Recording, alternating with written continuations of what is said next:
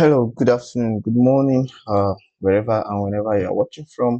Welcome to the lesson 3 under module 1, which is the productivity and digital empowerment. Today, this is the lesson 3, and if you are here, basically, I believe that you have taken lesson 1, which is the hardware component, uh, lesson 2, which is the file creation of file and operating system management. So welcome back to lesson 3. Today we are going to be talking about the internet fundamentals and online safety. Right. So basically the word internet is what you hear every day, but it is good that as a beginner or intermediate or a professional, it is good to bring back our mind to what the internet generally is about. Welcome officially again to lesson 3, and I hope that after this lesson, you'll be able to understand the basic of internet and how to be safe on the internet. Now, we can't talk about the internet without talking about these three things: the websites, the browsers, and the search engine. Right. So first of all, we're starting with the website. What is the website? The websites are a collection of web pages that provide information, services, interactive content to users. They are accessed through web browsers using the unique URL. So basically, that is to say that websites are collection of web pages that are related. Like the pages can be about us, homepage, contact us, service page, etc. So basically, most of us uses website almost every day. And types of websites, we have a whole lot of type of website. We have the portfolio website. That is the type of website that reveal information about a certain person, a business, or a company. We'll go proper deep into this for those that are taking the web development course. Then we have e-commerce. E-commerce is a type of website that is transactional, that you can buy, sell, and swap, involve money, goods, services. And we have the portal, just like the desktop portal, where you can pay your school fees, where you can access your basic information about students. We have blog. Blog is a type of website that gives information to people that they can extract or stream. Type of blog, like downloaded, uploaded, and all of that. So secondly is browser. A web browser are software application that allows us to navigate the internet. They interpret and display web pages, facilitating access to online content and service efficiently. So that is to say, before you can access a website, you have to use a browser, right? So browsers are basically the softwares that allows us to navigate the internet. So every website, before you can access every website, you have to use browser. And basically, one of the most popular browsers we have is Chrome. We have the Chrome, we have the Opera Mini, we have the Firefox, we have the Internet, that's E, we have a whole lot of them. So these are basically web browsers. Then the search engine. Most people cannot differentiate a browser and a search engine. Search engine are tools that help users find information on the internet by indexing websites, returning relevant results based on user query, enabling efficient information and retrieval. Now, a browser is different from a search engine, right? Search engine is that software, or it can be a website that can be accessed through a browser.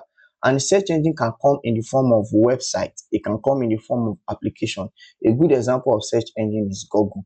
Another one is Bing. Google should be the most popular that most people are familiar with. I believe that everybody should know Google or use Google to search for information. We have the Bing, we have a DuckDuckGo, and a whole lot of them. So a website is different from a browser, and a browser is different from a search engine, especially where the complication comes most times is search engine and browser. A browser is a software that you can search anything from, right? You can use it to access websites. You can use it to access majorly websites, though. Let's keep it that for this beginner's guide. Then a search engine is that site. It can be a site that you put a link on, for example, google.com. So Google is the search engine. Google.com is the website. So when you go to your browser, when you open your browser, you type google.com. So what you just did is these three things combining together. Google is the browser, is the search engine, right? You open your browser to access a website called google.com, which is a search engine. I believe that should be easy. Or let me come again. I mean, search engine, Google is a search engine, right? But for you to access Google, you have to visit their website, which is google.com. But for you to be able to do that, you need a software to access that website, which a browser allow you to do that. So these three things most times work hand in hand. I hope that explained that for the beginners guide. So next we are going to be looking at online safety basics, essential tips for safe and internet use. So now, uh, for those that are going to ethical hacking and cyber security, we'll talk more on this. A strong password, creating a unique strong password for each account is crucial. Utilize the password manager to store and generate passwords securely, minimizing the risk of unauthorized access to your information. Yeah, so actually there is no magic that happens anywhere.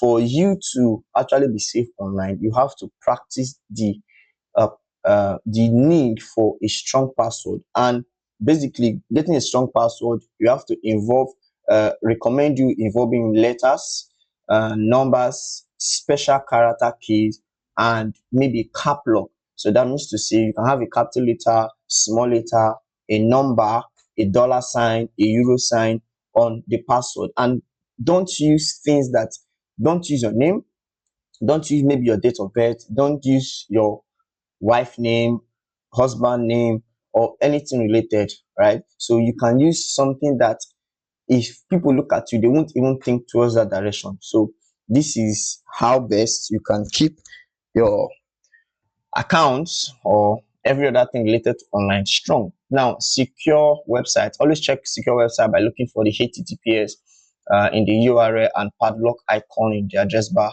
These indicators confirm that your connection is encrypted and safe. Yes, this is the the function of the SSL certificate.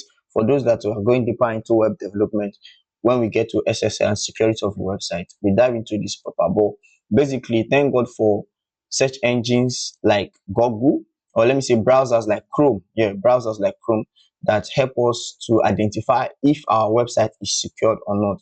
So I recommend Chrome for you to be safe, because if websites are not safe, they can tell you that okay, this website is not safe. So privacy setting, regular review and adjust your privacy on social media and apps. Understanding who can see your information vital, protecting your personal data. So every social media, or let me say everything online, basically has their privacy setting. Your Facebook account, Instagram account, even your WhatsApp account, you can turn on your end-to-end encryption and so many privacy setting that is accessible for your consumption. So make sure you practice this. Then common online threats, we have the phishing, we have the malware, we have the social engineering. Phishing involve emails or messages that appear legitimate, tricking users to reveal personal information. Always verify the sender, avoid phishing suspicious links. So uh, let's say for example of phishing link can be, let's say the domain name for Facebook is Facebook facebook.com, but if you want to practice phishing now, they can go ahead and use maybe FACEE, and if you are not careful enough, you won't know that it's double E that is on that Facebook, not one E. And so that's a very good um example of phishing. So you must make sure that you confirm every link before clicking, and don't click on any link you are not sure of. Malware involve harmful software that can infect devices when users download unknown files or click on safe link. Keeping antivirus software updated. Keep antivirus software updated. So this one can be like um a deceptive software, right? So mind where you download, especially those that look for cracked software, those that look for maybe not software and all of that. So you must make sure that you verify it means is more healthy to pay for maybe softwares or apps than to go for the cracked one, because most times the cracked ones are having malware issue that people can penetrate through your system. So social engineering scam are playing that to divulging confidential information. Be wary of unsolicited requests for personal data and always verify identities before sharing sensitive information. So all these things is for your own good, right? So embrace technology, stay safe and stay informed. So technology basically is not that harmful as it's projected. It's just you obeying certain principles.